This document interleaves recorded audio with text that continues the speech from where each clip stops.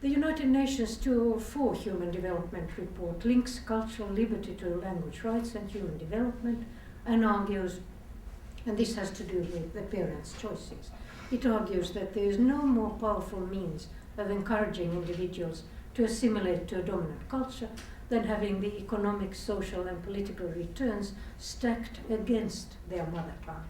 Such assimilation is not freely chosen if the choice is between one's mother tongue and one's future. Most linguistic majorities have all educational language rights.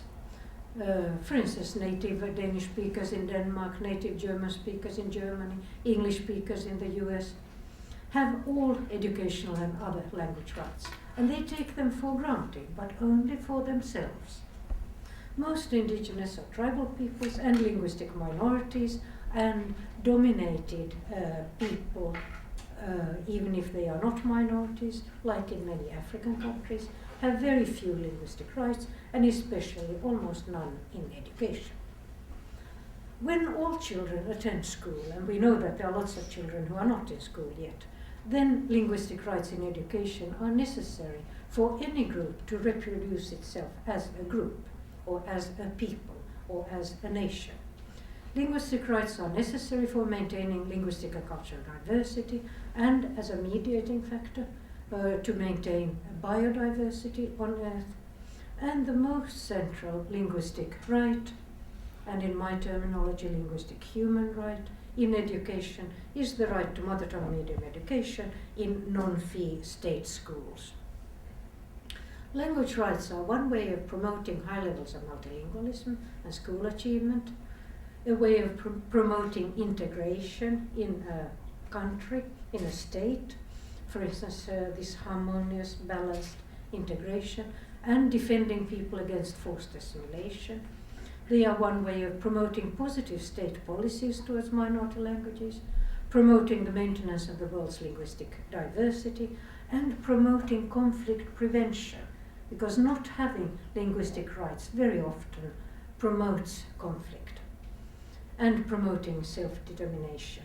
I mean, I could talk about this for 2 months without stopping. The other part of my background, before I come to the educational models and so on, violations of human rights. And first, a summary.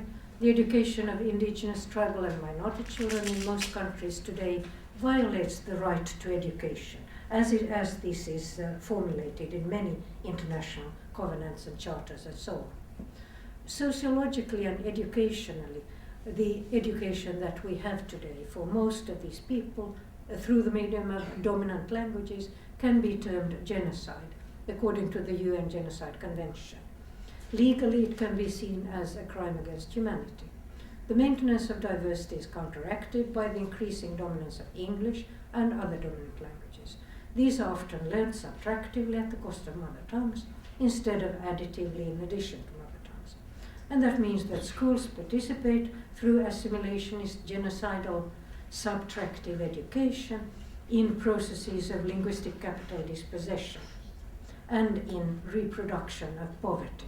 And when I talk about reproduction of poverty, I use Amartya Sen, the Nobel laureate in economics, and his theories about how to understand poverty. This is one expert paper that we wrote for the United Nations Permanent Forum on indigenous issues, indigenous children's education and indigenous languages, and here we show some of these things. This expert paper contains sociological and legal argumentation where we show that to educate indigenous and minority children through a dominant language in a submersion program or even early exit transitional program where you have a few years through the medium of your mother tongue and then you are transferred to dominant language medium education. Both these types of education violate the human right to education. And this right is in many international human rights documents, also in the UN Convention on the Rights of the Child. And this convention has been ratified by all other UN member states except 2, Somalia and the United States. Educational language rights, especially the right to mother tongue medium education, are thus among the most important rights for any minority. Without them, a minority whose children attend school usually have to accept subtractive teaching through the medium of a dominant majority language. It cannot reproduce itself as a minority. It cannot integrate but is forced to assimilate. The children cannot as a group achieve the educational goals, even if some individuals may succeed, and I think we have some of those individuals here too. They do it despite the school, not because of the way the school is organized. What language rights should individual children then have in education? And if we take OSCE, High Commissioner on National Minorities, the Hague recommendations regarding the education rights of national minorities, and for instance the United States is a member of OSCE, this was an attempt to interpret international human rights law in relation to education of national minorities. What we recommended, and I was part of the small group doing these recommendations. Most of the people were lawyers, but there were a couple of us educationists. What we say there is that for minorities, mother tongue medium education is recommended at all levels, also in secondary education. And this includes bilingual teachers in the dominant language as a second language. And you can obviously interpret it for the context that we are discussing. But for instance, in the United States, to have a monolingual English-speaking teacher as teacher of English to immigrant and minority students, that teacher is per definition incompetent if that teacher does not know the languages of her or his students.